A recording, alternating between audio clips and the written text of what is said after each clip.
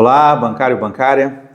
Eu estou aqui com o professor Dari, no Estudo de Economia, professor que tem uma extensão muito grande, de estudo com relação ao mercado de trabalho. E hoje nós queremos bater um papo sobre o fim da escala 6x1. Professor Dari, queria saber um pouquinho como que está essa discussão, o que o senhor acha desse assunto. Algumas pessoas têm se preocupado que isso vai quebrar o Brasil, isso vai causar uma grande dificuldade para a economia. Queria saber um pouquinho do senhor, como é que está, qual que é a sua percepção sobre isso. Boa tarde, bom dia, boa noite, depende de quem quando assistir o vídeo.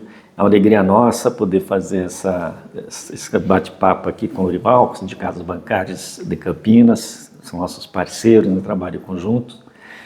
E eu vou começar dizendo, o uso do tempo de trabalho sempre foi um tema bastante marcado por disputa entre a empresa e quem trabalha.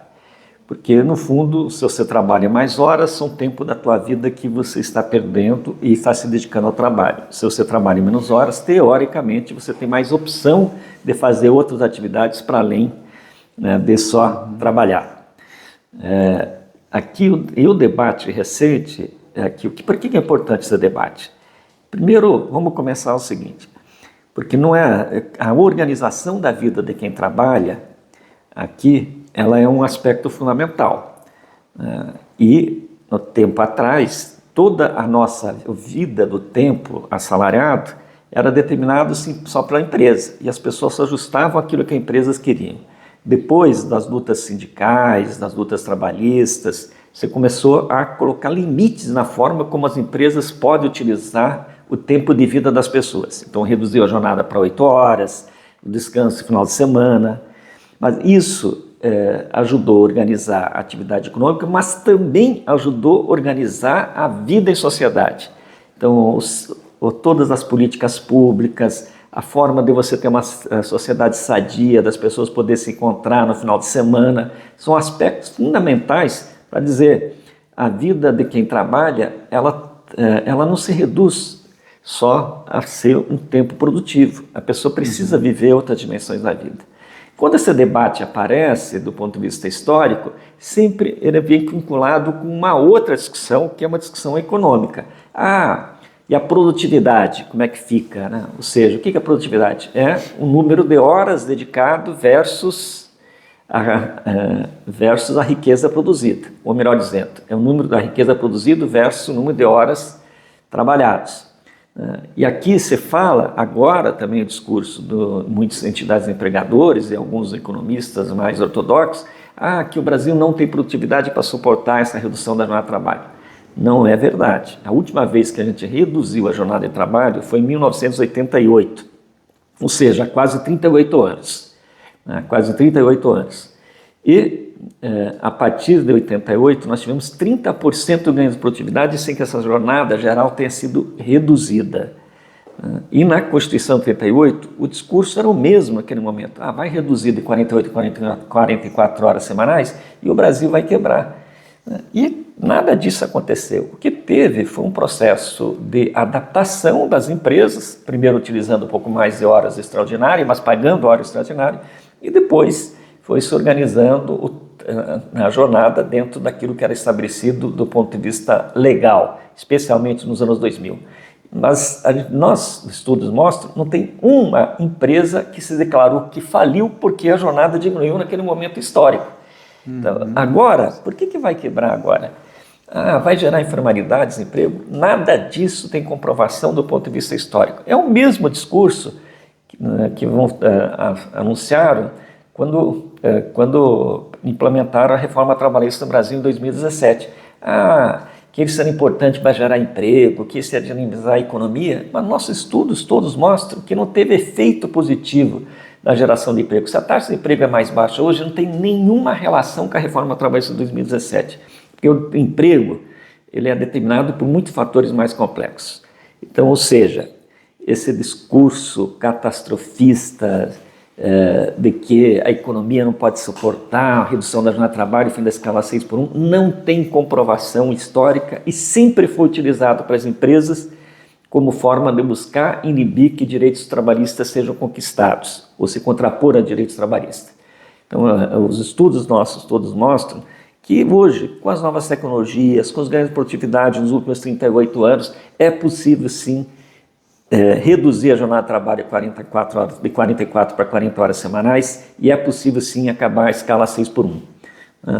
Até do ponto de vista econômico, se nós, quem é um pouco mais velho, como eu, vai lembrar, nos anos 90 você não tinha mercado aberto. Nos domingos. Farmácia só de plantão, nos domingos. Não tinha nada disso aberto.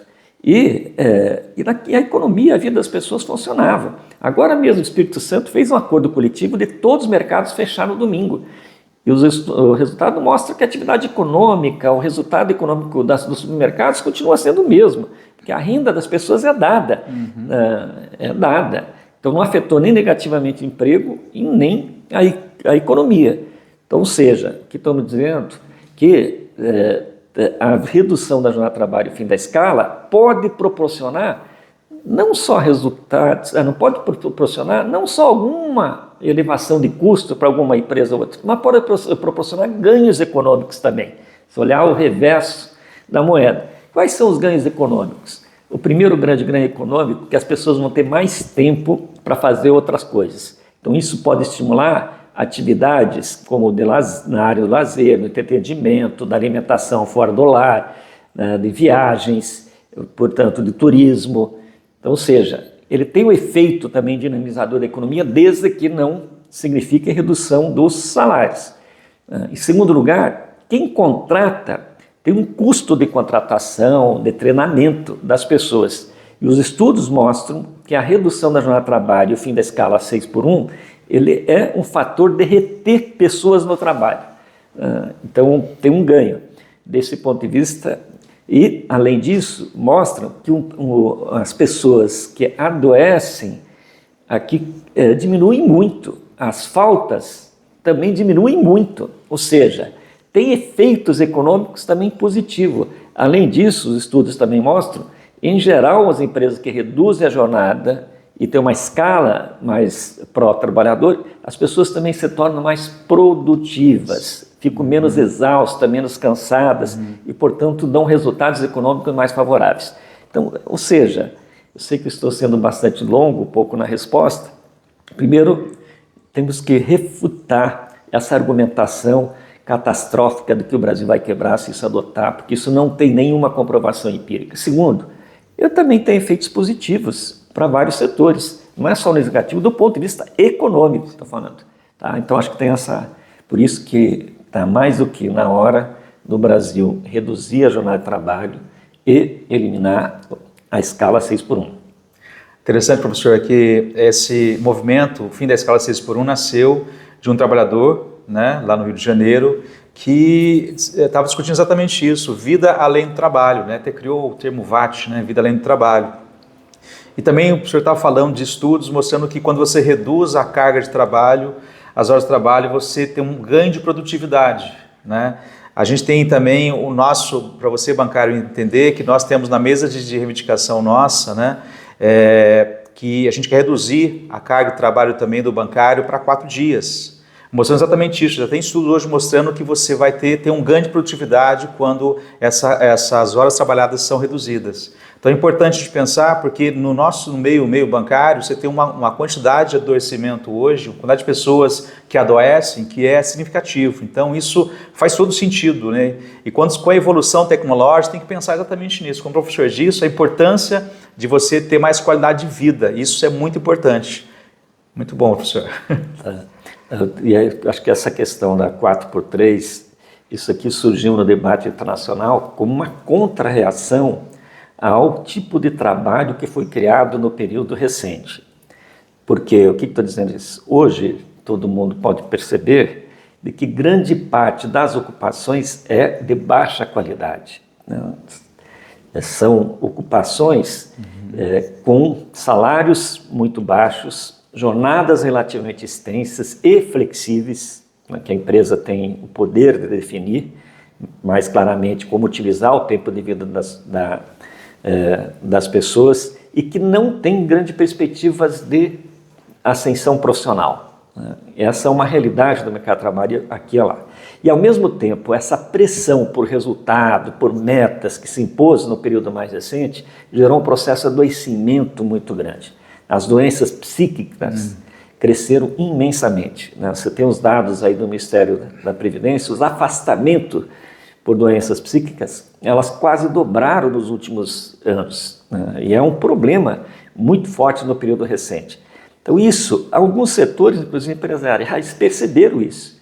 Quando se introduziu a discussão da jornada 4x3 internacionalmente, foi a partir de uma experiência feita por uma empresa de Nova Zelândia, que organizou uma ONG para assessorar, ou dar consultoria para outras empresas poder adotar isso. E aí mais de 30 países experimentaram essa redução da jornada 4x3. E os resultados são extremamente favoráveis. 80%, em média, dos casos que tiveram essa experiência, apresentaram resultados econômicos mais positivos do que negativos. E o que as empresas destacam, ou as experiências, melhor dizendo, destacam, a partir dessas experiências que as empresas adotaram? Primeiro, a retenção de quadros qualificados. Segundo, a diminuição dos adoecimentos. Terceiro, uma motivação maior para o trabalho, que tem efeito positivo sobre a produtividade. Quarto, não há perdas econômicas, mesmo reduzindo para 4 dias. 4 dias trabalhado e 3 de descanso. Em quinto lugar, também o abstenteísmo diminui fortemente. Então essas experiências se mostraram bastante exitosas. O país, por exemplo, que mais adotou essa medida foi Islândia. A Islândia é um país que no período recente tem uma taxa de crescimento bastante elevada em consideração à média mundial.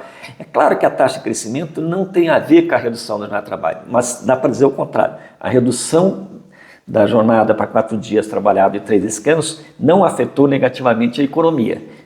Essa informação a gente pode dizer a partir da experiência da Islândia. Então, do ponto de vista dos bancários, acho que também hoje você automatizou, você tem uma série de operações que estão sendo feitas por equipamentos, máquinas.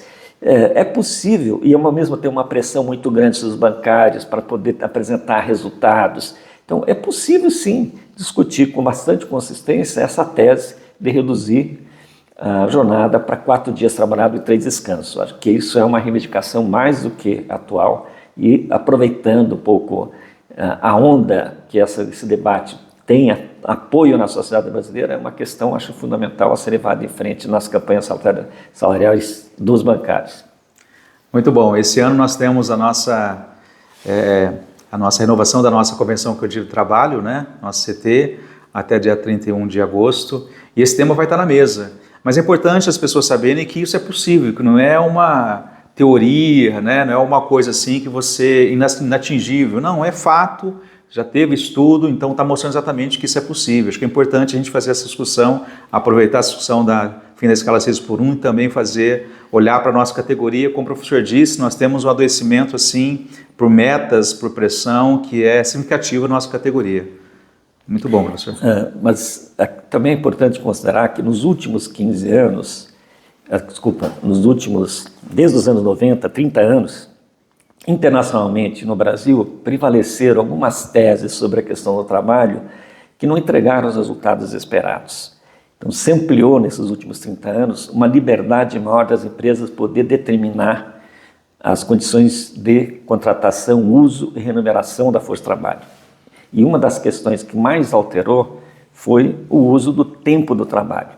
Não tanto pela elevação da jornada, da quantidade de horas, mas pela forma como distribui a jornada, de deixar as pessoas conectadas com o trabalho dentro da empresa e fora dela, de gastar mais tempo para exercer a atividade profissional.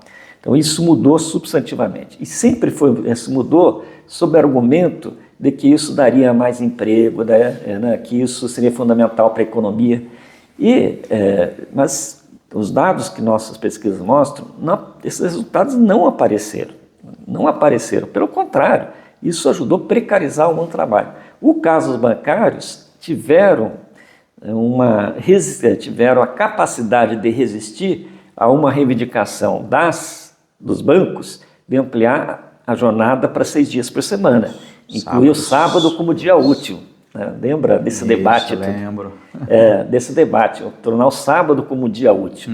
E o sindicato teve a capacidade, pela sua capacidade de mobilização, organização nacional, campanha salarial unificada, de resistir a essa investida no setor bancário. Outras categorias não tiveram essa mesma força e esse trabalho foi ampliando para o final de semana, no caso. Agora, você tem uma reversão disso.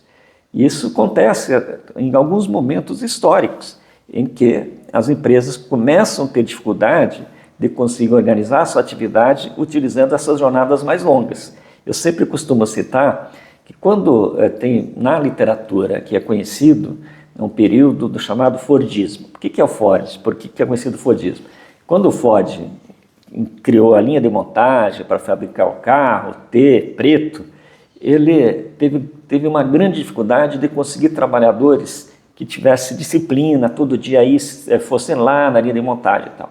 O que ele fez? Ele reduziu a jornada de trabalho para uma reivindicação do movimento trabalhista à época, para 8 horas por dia, que era essa reivindicação. Estamos falando aqui da segunda década do século XX, mais de 100 anos atrás.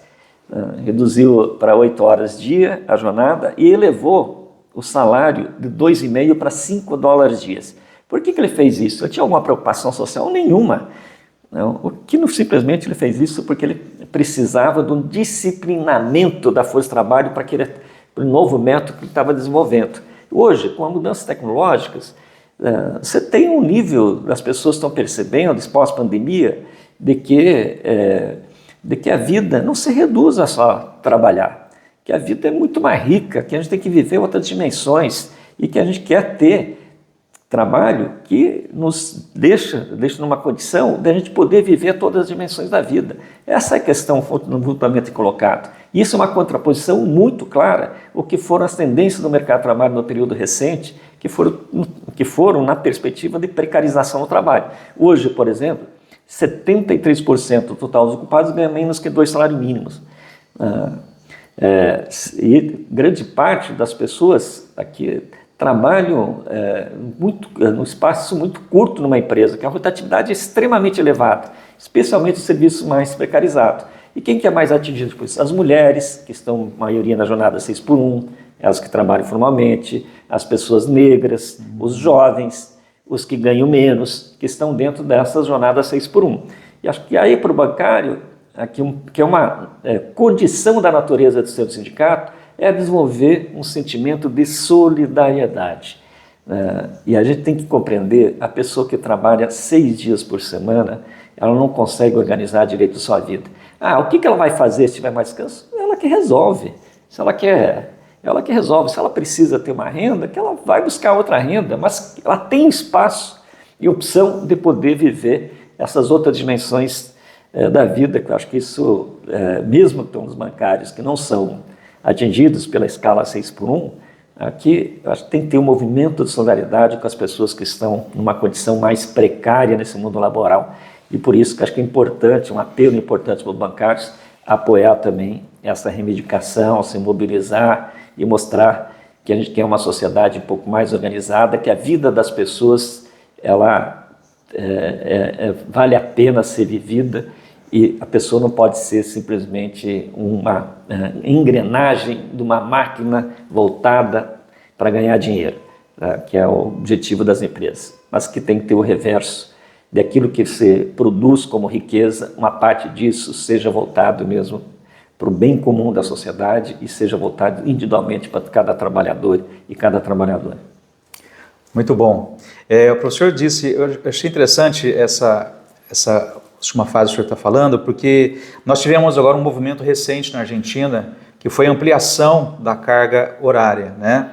E a gente às vezes fala assim, mas o que eu tenho a ver? Eu sou bancário, não trabalho nessa escala. É importante de ver que essas coisas vão e voltam e a gente tem que estar muito bem preparado, né? Hoje nós não estamos nessa condição, nossa luta é a redução da jornada para 4 dias de trabalho, para 3 de descanso, mas na Argentina tivemos uma situação contrária, né? Aumentou-se a carga de trabalho. Dá para falar um pouquinho para a gente sobre isso, professor? A tendência internacional no momento é de redução da jornada de trabalho, que os dados da OIT mostram isso. Nem sempre é só positivo, porque muitas vezes são contratos mais precários. mas há uma tendência de queda da jornada média trabalhada. Tem 2 países que no período recente foram contra essa tendência internacional, que foi a Argentina e a Grécia. Os 2 países ampliaram a jornada de trabalho. Nesse momento, a Argentina admitindo que a jornada fosse até 12 horas por dia, e a Argentina, na reforma, fez uma outra coisa extremamente preocupante, da desresponsabilização da empresa em caso de ter algum tipo de acidente de trabalho, adoecimento. Sério isso? Isso, inclusive, fez com que a popularidade do Milei caísse fortemente. Hoje o Milei é fortemente rejeitado na Argentina.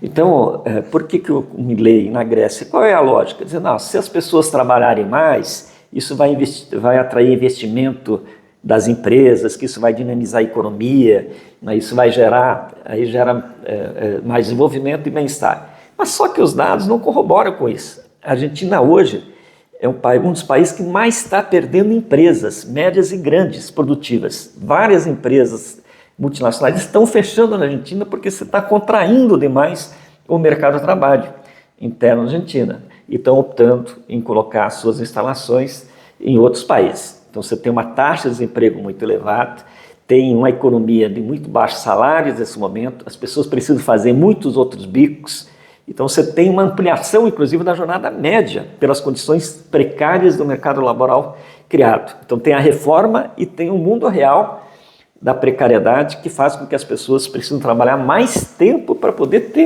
comer alguma coisa, ter comida para levar para a mesa, poder comer alguma coisa. Então, seja, o modelo da Argentina é baseado nessa tese mais liberal, da flexibilidade, da liberdade econômica das empresas.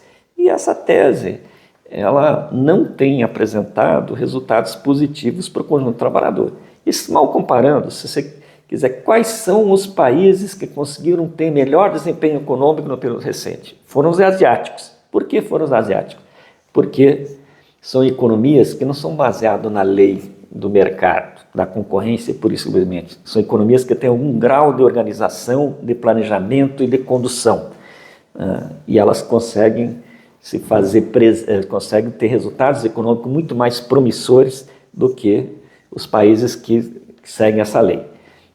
Os setores empresariais, eles sempre vão jogar com a tese de que eles querem ter mais liberdade para definir o tempo de trabalho da vida das pessoas.